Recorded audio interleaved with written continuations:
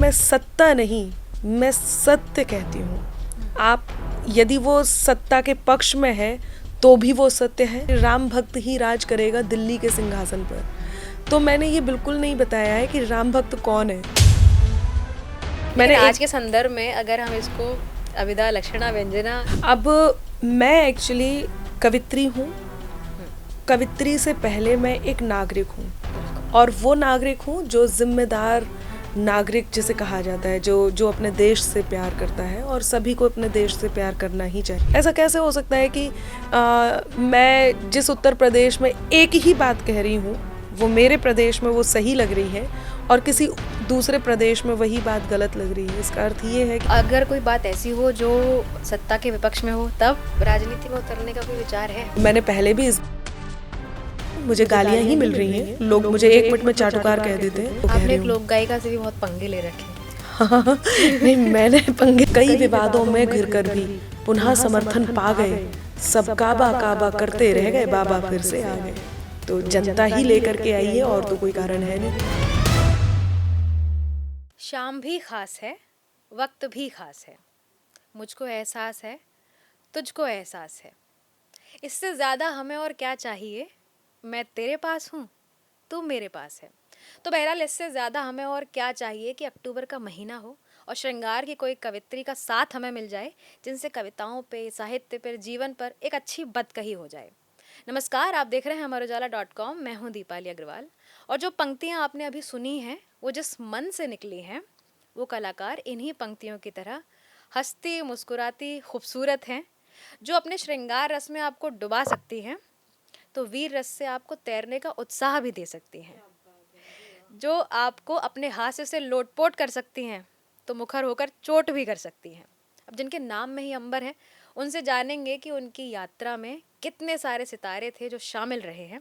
आज के इस पॉडकास्ट की जो मेहमान हैं, मंच का लोकप्रिय नाम है अनामिका जैन अंबर। बहुत आभार दीपाली, इतना शानदार आपने बोला है। मुझे लग रहा है कि मैं बहुत अच्छी बातें सुनने और करने वाली हूँ। बिल्कुल, और उम्मीद है कि होगी ही। एक सवाल मेरा ये है कि आपकी कविताओं की बहुत धार बदली। तो लोग कहते हैं कि साहित्यकार, कवि जो हैं, उनको सत्ता का परमानेंट विपक्ष होना चाहिए। बिल्कुल। लेकिन जब आप कुछ ऐसी बात करें और लोग कहें कि अरे ये तो सत्ता की तरफ से बोल रहे हैं, ये ऐसा कैसे बोल सकते हैं, तो ये प्रश्न मुझे हमेशा बहुत बहुत बहुत रोमांचित करता है। सत्ता के परमानेंट विपक्ष होना चाहिए, इसका मतलब ये है कि एक तरफ झुके होना चाहिए, किसी भी एक तरफ, या तो परमानेंट विपक्ष है या परमानेंट पक्ष में है। मतलब आपको सत्ता की आलोचना करते रहना ही करना चाहिए ताकि वो बेहतर हो सके। ठीक है। अब मैं एक्चुअली कवित्री हूँ। कवित्री से पहले मैं एक नागरिक हूँ, और वो नागरिक हूँ जो जिम्मेदार नागरिक जिसे कहा जाता है, जो अपने देश से प्यार करता है, और सभी को अपने देश से प्यार करना ही चाहिए। और एक जिम्मेदार नागरिक की जिम्मेदारी ये है कि वो सच को सच कहे और झूठ को झूठ कहे। यदि मेरा मानना ये है कि मैं सत्ता नहीं, मैं सत्य कहती हूँ। आप यदि वो सत्ता के पक्ष में है तो भी वो सत्य है, और उसके विपक्ष में है तो भी वो सत्य है। और किसी भी कवित्री की जिम्मेदारी, किसी भी साहित्यकार की जिम्मेदारी ये होनी चाहिए कि वो सत्य बोले। नागरिक की जिम्मेदारी ये होनी चाहिए कि देखिए, हम इस समाज का हिस्सा हैं। जब हम वोट देते हैं, जो कि हमारा अधिकार है, तो हम वोट ये सोच कर देते हैं कि सरकार की नीतियों का हम पे क्या फ़र्क पड़ने वाला है, समाज पर क्या फ़र्क पड़ने वाला है। यदि हम निष्पक्ष हो जाएं और जा कर के हमें विरोध ही करना है, जो आई है उसको बदल के ही मानना है, फिर जो आएगी उसे भी बदलना है, क्योंकि हमें तो विरोध ही करना है, हमें निष्पक्ष होना है। एक बात तो मुझे आज तक ये समझ में नहीं आई कि निष्पक्षता होता क्या है। जो व्यक्ति निष्पक्ष होता है, मतलब जो कि सबका होता है, वो किसी का नहीं होता। तो आपका एक पक्ष होना बहुत ज़रूरी है। यदि आपका वो पक्ष सत्य पक्ष है और वो सत्ता के समर्थन में है, तो ये उस दौर की, उस समय की सत्ता की नीतियों का प्रभाव है कि मैं जो कह रही हूँ वो उससे मिल रहा है, उस विचारधारा से मेरी विचारधारा मिल रही है। वरना ऐसा कैसे हो सकता था यदि मैं सत्ता के पक्ष में ही कह रही हूँ। आप हो सकता है ये प्रश्न भी कभी आगे आ सकता है, ऐसा कैसे हो सकता है कि मैं जिस उत्तर प्रदेश में एक ही बात कह रही हूँ वो मेरे प्रदेश में वो सही लग रही है और किसी दूसरे प्रदेश में वही बात गलत लग रही है, इसका अर्थ ये है कि मैं तो एक ही बात के साथ हूँ। साहित्य रीढ़ होती है और रीढ़ को सीधा रखना बहुत ज़रूरी है। सीधा रखने से अर्थ ये है कि आप ना सत्ता के पक्ष में हैं ना विपक्ष में हैं। आपने जो कहा वो हो सकता है वो सत्ता के पक्ष में और विपक्ष में हो सकता मतलब है। आप अपनी बात कह रहे हो, वो मैं अब सिर्फ अपनी बात कह रही हूँ। लेकिन अगर कोई बात ऐसी हो जो सत्ता के विपक्ष में हो तब? बिल्कुल कहूँगी, कहा है मैंने। होता क्या है कि लोग अपनी अच्छा, लोगों का क्या है, मैं आपको एक बात बताती हूँ। धर्म के जो नियम है वो भी लोगों ने अपने अपने अकॉर्डिंग बनाए हैं नियम। जैसे कि अब आप एक व्रत को ले लीजिए, करवा चौथ का व्रत ले लेते हैं। वो हो सकता है शास्त्रों में ऐसा कुछ लिखा हो, मैं नहीं कह रही हूँ, मुझे कुछ नहीं पता, हो सकता है ऐसा लिखा हो, निर्जल होता है। तो लोगों ने अपनी सुविधा के अनुसार, अब कुछ लोग हैं जो जब तक चांद नहीं निकलता पानी तक भी नहीं पीते, कुछ लोग हैं जो बायना निकाल देते हैं उसके बाद पानी पी लेते हैं, कुछ लोग हैं जो एक बार चाय ले लेते हैं या पानी ले लेते हैं। मतलब व्रत को अपने अकॉर्डिंग कर लेते हैं। चाहे किसी भी धर्म में आप ले लीजिए, किसी भी नियम में आप ले लीजिए, कोई बहुत दूर से आ रहा है और किसी एक को ये सुविधा दी जाती है कि चलो भाई आप आधे घंटे बाद आ जाइए, ऑफिस टाइम 10 है बट आपको 10:30 करते हैं, आप बहुत अच्छे कैंडिडेट हैं, आप इसमें आ जाइए, जब आप जाएँ तो आधे घंटे बाद चले जाइए। तो कुछ नियम लोग अपने अकॉर्डिंग भी बनाते हैं। आपकी बात का सटीक उत्तर मैं ये देती हूँ कि ये तो सब मानते हैं कि साहित्यकार जो होता है वो दर्पण होता है, विपक्ष या पक्ष छोड़ते हैं, दर्पण होता है। दर्पण का अर्थ ये है कि आप समाज में जो देख रहे हैं, दर्पण का अर्थ ये है कि जो चेहरा आपको जैसा दिख रहा है, अभी आपने मेरा परिचय दिया, बहुत खूबसूरत, तो आपने देखा या हम जो चीज़ देख रहे हैं, कलर देख रहे हैं, यदि वो काला है तो वो काला दिखेगा दर्पण में। यदि सफ़ेद ला दिया, फिर आप कहें कि दर्पण को काला ही देखना है, तो इसमें दर्पण कुछ नहीं कर सकता। या तो फिर आप उसको दर्पण कहना बंद कीजिए, फिर उसको आप तस्वीर कहना शुरू कीजिए।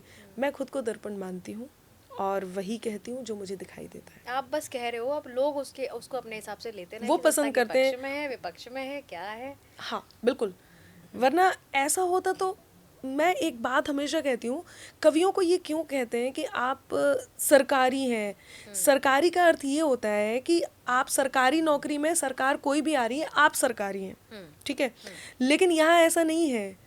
यहाँ इस समय जो वर्तमान, हाँ, वर्तमान सरकार जो है वो मेरे विचारधारा से मिल रही है।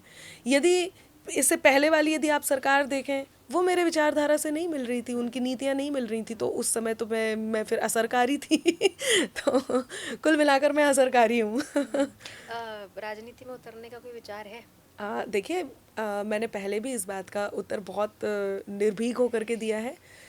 राजनीति में उतरने का मेरा विचार भी है, और पिछले दिनों जब 2019 में मुझे टिकट मिला था सांसद का एक पार्टी से, तो ऐसा नहीं था कि मुझे पार्टी पसंद नहीं आ रही थी, या ऐसा नहीं था कि मुझे मेरी नीति, मुझे तो जो काम करना है वो करना ही है। उस समय मुझे लग रहा था कि मैं परिपक्व नहीं हूँ, मैं तैयार नहीं थी अपने आप राजनीति में। मैं बिल्कुल तैयार हूँ, मुझे बहुत सारी चीज़ें हैं जो समझ में आ चुकी हैं, और कुछ बदलने के लिए आपको कमर कसनी भी होती है। जी बिल्कुल। ये जो आपके गीत हैं, आपने कहा राजनीति में तैयार हूँ, हाँ ये उनकी ज़मीन तो नहीं है? वो गीत उनकी ज़मीन कैसे हो सकते हैं?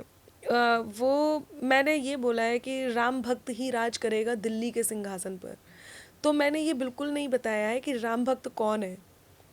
मैंने आज के संदर्भ में अगर हम इसको अभिधा लक्षणा व्यंजना नहीं, बिल्कुल भी नहीं। ऐसे तो देखिए, राजनीति को लेकर के बहुत सारे लोग लिख रहे हैं, राजनीति को लेकर के बहुत से पत्रकार हैं जो अपनी बात रखते हैं, बहुत से साहित्यकार हैं जो अपनी बात रखते हैं। आप यदि ट्रेन में कहीं कभी सफ़र कीजिएगा तो आप देखिएगा कि यदि 10 लोग मिलकर के बात कर रहे हैं तो वो चर्चा ही राजनीति की चल रही होती है।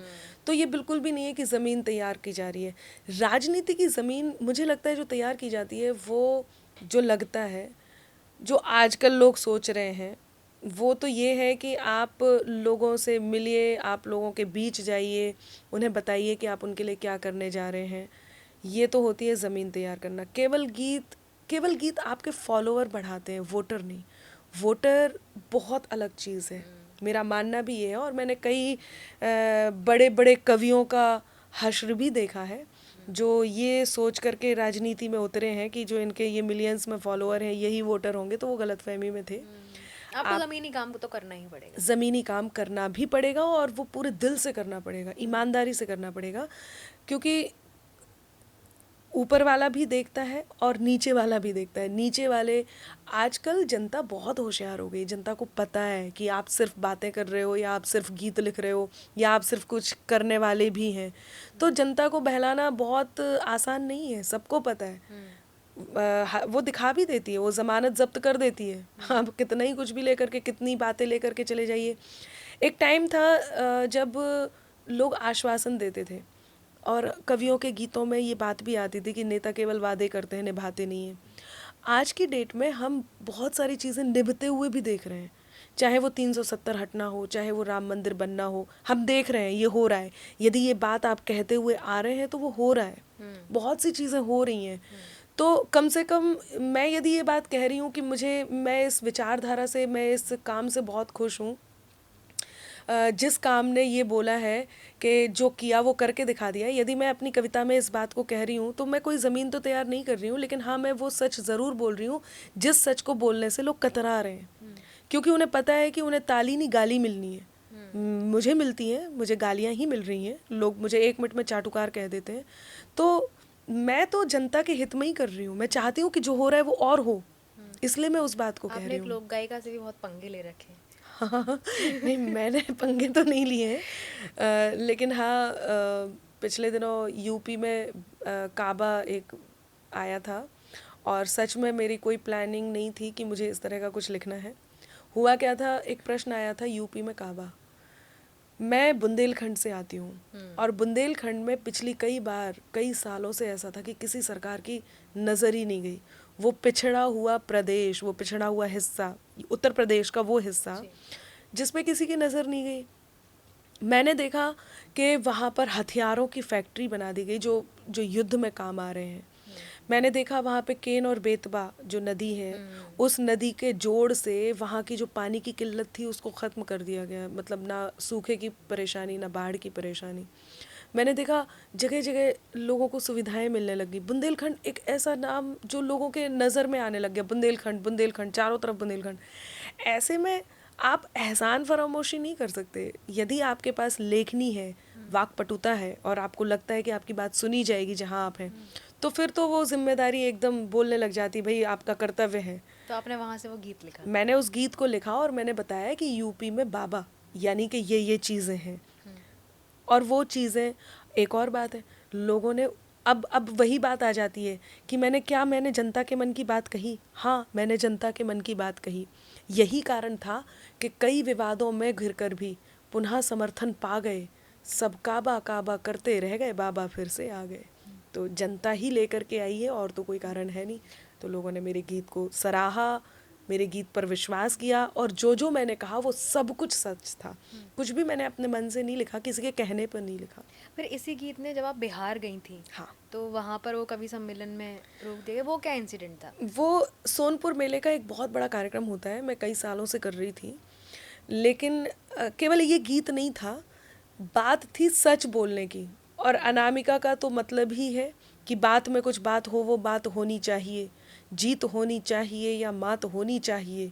पीठ पीछे कुछ भी कहना तो बहुत आसान है, सामने से कह सको औकात होनी चाहिए।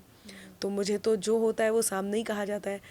यदि वाकई जो लोग ये जानना चाहते हैं कि सरकारी सरकारी सरकारी, यदि वाकई सरकारी होती तो फिर मैं वहाँ जाके वहाँ की सरकार का बोलती। मतलब आप सरकारी हैं तो सरकार का बोलेंगे, लेकिन किसी भी ऐसा नहीं सरकार था। का? हाँ, सरकारी का मतलब यही होता है, पर्टिकुलर तो नहीं। तो वहाँ जा कर के उधर ऐसे लगा कि ये सच बोल देंगी और इनके वोट बैंक पर असर पड़ेगा। आपत्ति आ जाएगी, खतरा आ जाएगा। हाँ, तो मुझे सच बोलने से रोका गया। पहले मुझसे कहा गया कि आप ये नहीं बोलेंगी, आप ये नहीं बोलेंगी। मैंने कहा किसी की प्रशंसा मुझे नहीं करनी है, लेकिन मैं राष्ट्रभक्ति। अच्छा, आपको ऐसा बोला गया था वहाँ हाँ, पर? मुझे कहा गया था। मैंने कहा हाँ बिल्कुल, मुझे प्रशंसा तो करनी ही नहीं है। ठीक है, आप नहीं चाहते कि कहीं की किसी और नीति की मैं बात करूं, तो वो नहीं करूंगी, करना ही नहीं है। लेकिन मैं राष्ट्रहित की कविताएं जो मैं करती हूँ वो तो ज़रूर करूंगी। उन्होंने कहा नहीं, तो फिर मैंने कहा ठीक है। फिर अच्छा, तो उन्होंने राष्ट्रहित की कविताएं भी आपको नहीं पढ़ी? उनको लगा कि राष्ट्रहित में जो बोलूँगी वो शायद वही बात है कि कभी कभी भी किसी की बुराई या प्रशंसा नहीं करता है, कवि जो देखता है वो कहता है। उसी से लोग डर भी जाते हैं, उसी से लोग खुश भी हो जाते हैं। मेरे साथ ये रहा कि मैंने जो देखा वो लिखा, और वो लोगों को पसंद भी आया और वो लोगों को बुरा भी लगा। बहुत ही मज़ा आया आपसे ये पूरी बातचीत करके, इतनी सारी बातें सुनने को मिली, मंच की भी बातें सुनने को मिली, फिर साहित्य की भी। तो इतना सारा एक पॉडकास्ट में बहुत ही अमेजिंग था। Thank you for coming. Thank you so much. Thank you Deepali, आपने बहुत अच्छे से पूछा भी। मुझे लगता है सबसे मैंने भी कभी नहीं कहा पॉडकास्ट के दौरान, लेकिन आपने बहुत संतुलित और सधे हुए शब्दों में प्रश्नों को पहुंचाया। और होता क्या है, जिस वेग से प्रश्न जाते हैं उसी वेग से उत्तर भी आते हैं। तो क्रेडिट गोज टू यू। नहीं, थैंक यू। आप देख रहे थे अमरउजाला.com। धन्यवाद। अगर आप ये वीडियो YouTube पर देख रहे हैं तो हमारे चैनल को सब्सक्राइब कर बेल आइकन दबाएं, और Facebook पर देख रहे हैं तो हमारे पेज को लाइक करें।